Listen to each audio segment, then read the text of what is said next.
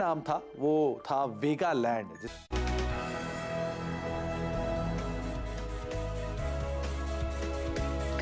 आप देख रहे हैं यो मनी। हमारे साथ हेमंत रुस्तगी मौजूद हैं आपके सवालों को आंसर करने के लिए। अगले कॉलर से बात करते हैं। गणपत हमारे साथ मौजूद है फोन लाइन पर। गणपत जी नमस्कार, पूछिए सवाल।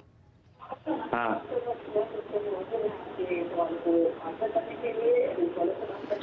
बताइए क्या सवाल है गणपत जी आपका। टीवी के जरिए प्लीज बात मत कीजिए, डिलेड ऑडियो मिलेगी और फिर आपका सवाल ठीक तरीके से ले नहीं पाएंगे। आप फोन के थ्रू अपने सवाल को पूछें प्लीज। हाँ सुन रहा हूँ।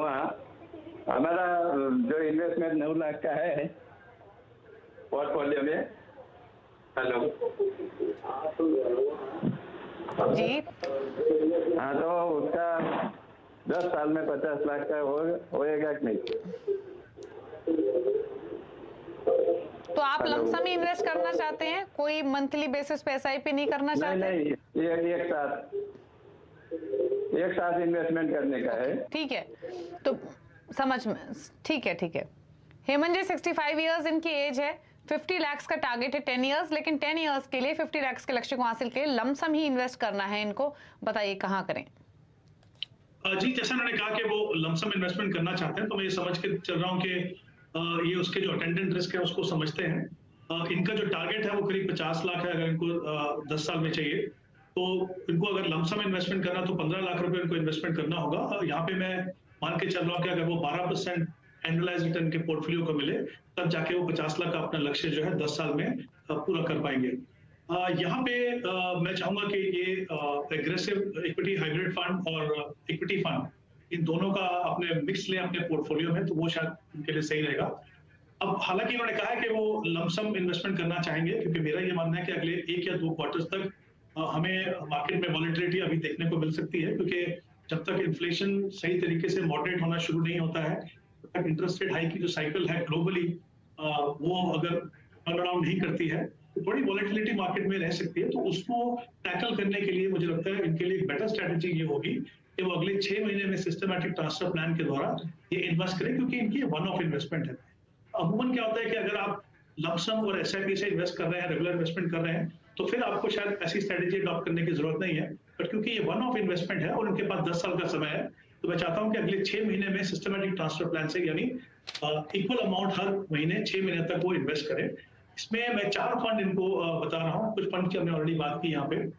Nippon India multi cap fund, ICICI large and mid, HDFC large and mid और एक कोटक इक्विटी अपॉर्चुनिटी फंड। ये तीनों फंड जो हैं ये large and mid cap category के हैं। तो मुझे लगता है कि इनफैक्ट ICICI का जो मैंने फंड कहा उसके बदले में, जैसा मैंने शुरुआत में कहा, हाइब्रिड फंड लेंगे तो वो बेहतर रहेगा।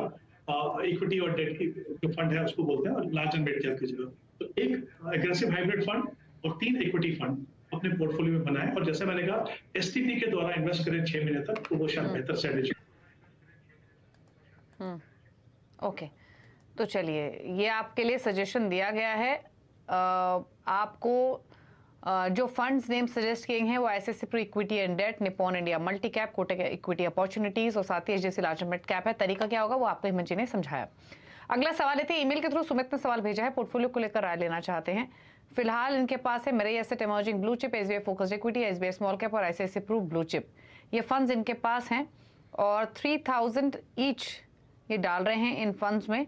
जानना चाहते हैं कि ये फंड सही हैं, इन्हीं के साथ इन्वेस्टमेंट्स कंटिन्यू करें या फिर नहीं। तो बेसिकली इनके पोर्टफोलियो को लेकर ही इनको सजेशन चाहिए, रिटर्न्स को लेकर नहीं। तो बताइए इनकी फंड चॉइसेस कैसी लगी? आई थिंक इन्होंने स्पेसिफिकली जैसे कहा है कि बाकी जो फंड्स हैं उसमें वो कंटिन्यू करना चाहते हैं। शायद इनका थोड़ा सा कंसर्न शायद एक्सेस फोकस 25 से है। ये जो पर्टिकुलर फंड है बेसिकली ये एक कंसंट्रेटेड पोर्टफोलियो रखता है। तो इनफैक्ट अगर इसके टॉप 10 स्टॉक्स हम देखें तो 65% AUM जो है इन 10 स्टॉक्स के अंदर इन्वेस्टेड है। ये बात सही है कि पिछले 18 मंथ्स में शायद उस उतने अराउंड पीरियड के दौरान इसकी जो परफॉर्मेंस है वो पीयर ग्रुप से कम रही है। बट ये सारे के सारे जो स्टॉक्स हैं इस फंड के अंदर वो ग्रोथ स्टॉक्स हैं। उन्होंने देखा है कि ग्रोथ स्टॉक की जो परफॉर्मेंस है थोड़ी सी सबड्यूड रही है। बट पिछले कुछ महीनों से हमने देखा है कि टर्न अराउंड हुआ है उसमें। और जैसे जैसे मैंने पहले भी कहा कि इन्फ्लेशन मॉडरेट होता है, interest rate cycle turn around होती है, तो डेफिनेटली हम देखेंगे कि वो पोर्टफोलियो जो है अच्छा करेगा और वो अच्छा क्वालिटी फंड्स स्टॉक्स हैं उसके अंदर। ब्रॉडली मैं कहूंगा जो भी इनके पास फंड है, जैसे SBI फोकस है, एक्सिस फोकस है, और जो बाकी फंड्स हैं इनके बड़े इमर्जिंग लार्ज फंड है, वो आई थिंक क्वालिटी वाइज एक अच्छा पोर्टफोलियो है। तो मुझे लगता है कि इनमें से कुछ फंड्स की शायद परफॉर्मेंस आपको थोड़ी डिसअपॉइंटेड लगी होगी, वो इसलिए क्योंकि जैसे मैंने कहा कि ग्रोथ स्टॉक्स जो है उन्होंने इतना अच्छा परफॉर्म नहीं किया, बट आगे जाके मुझे लगता है डेफिनेटली आप देखेंगे कि उसमें बदलाव आएगा और आपका पोर्टफोलियो अच्छा है। मुझे लगता है आप अपने जितने भी फंड्स हैं उसमें आप कंटिन्यू कीजिए। ओके चलिए, तो यह सजेशन आपको दिया गया है। अब बाकी फंड्स आपके सही हैं। एक्सेस फोकस 25 इससे सिर्फ आप निकल सकते हैं, ये सजेशन हेमंत जी की ओर से। लेकिन चलिए हेमंत जी के टॉप 4 फंड्स अब पूछ लेते हैं बिगनर्स के लिए जो पोर्टफोलियो क्रिएट करना चाहते हैं लॉन्ग टर्म विजन के साथ। बताइए हेमंत जी, क्या चॉइसेस हैं आपकी?